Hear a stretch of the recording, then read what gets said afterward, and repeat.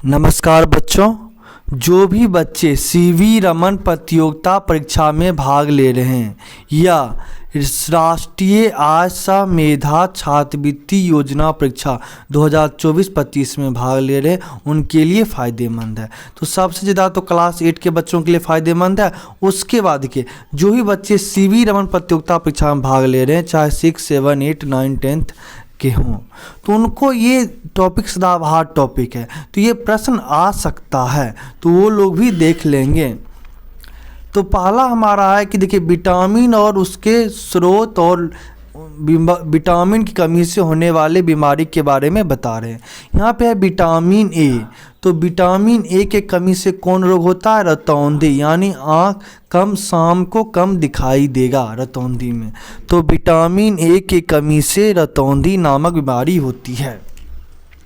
लक्षण क्या? कमजोर दृष्टि, अंधेरे रात में कम दिखाई देना, कभी कभी पूरी तरह से दिखाई नहीं देना।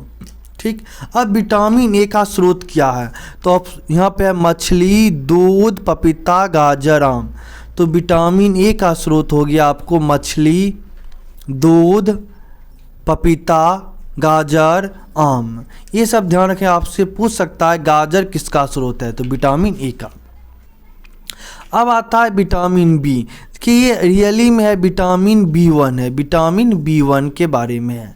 तो विटामिन B1 की कमी से बेरी नामक रोग होता है। और इससे क्या होता है? दुर्बल पेशियां और काम करने की ऊर्जा में कमी आती है। विटामिन B1 की कमी से दुर्बल पेशियां और काम करने की ऊर्जा में कमी आती है। जो ऊर्जा में कमी आएगी तो ऊर्जा की पूर्ति के लिए क्या चाहिए? कार्बोहाइड्रेट।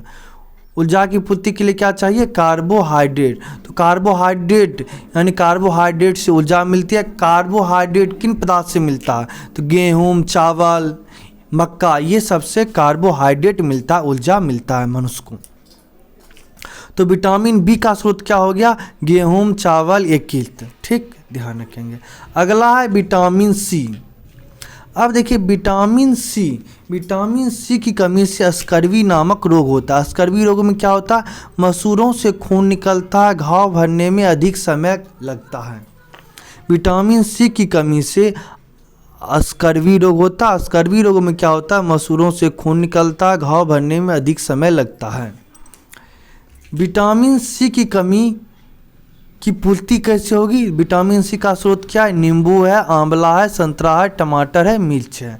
तो विटामिन सी सबसे अधिक किसमें पाया जाता है? विटामिन सी सबसे अधिक आंवला में पाया जाता है। विटामिन सी सबसे अधिक आंवला में पाया जाता है। विटामिन डी की कमी से रिकेट्स नामक बीमारी होती है। विटामिन डी की कमी से रिकेट्स नामक बीमारी होती है।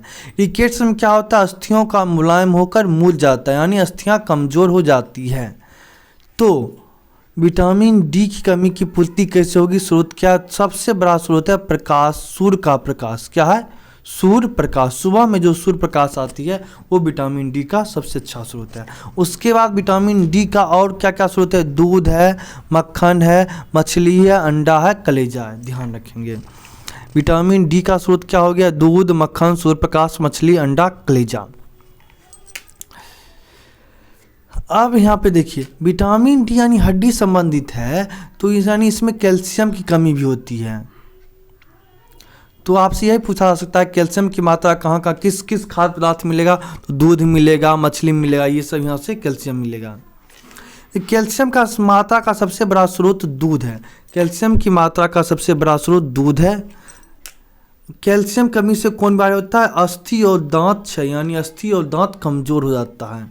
कमजोर अस्थियां, दंत क्षय होता है। अब यहाँ पे आयोडीन की कमी से क्या होता है? आयोडीन कमी से घेंघा नामक रोग होता है।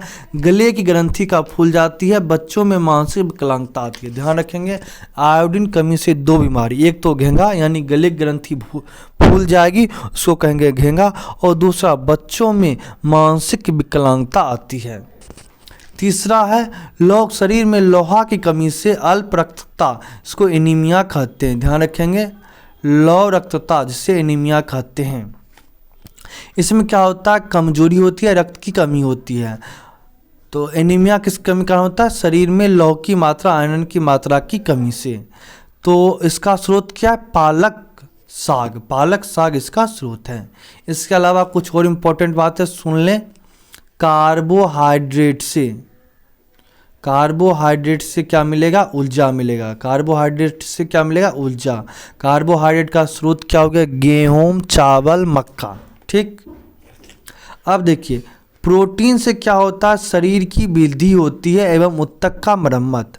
प्रोटीन से शरीर का वृद्धि एवं ऊतक का मरम्मत। प्रोटीन का स्रोत क्या है? दाल है, सोयाबीन है, ये सभी प्रोटीन का स्रोत हुआ।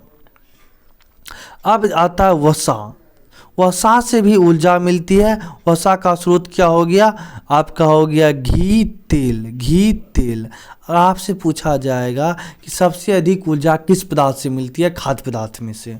तो ऑप्शन रहेगा वसा, कार्बोहाइड्रेट, प्रोटीन। तो आप लोग वसा को टिक करें, क्योंकि वसा में सबसे अधिक ऊर्जा मिलती है। ठीक। तो आप इन सब बातों को जरूर ध्यान रखें। आज के लिए इतना ही, धन्यवाद।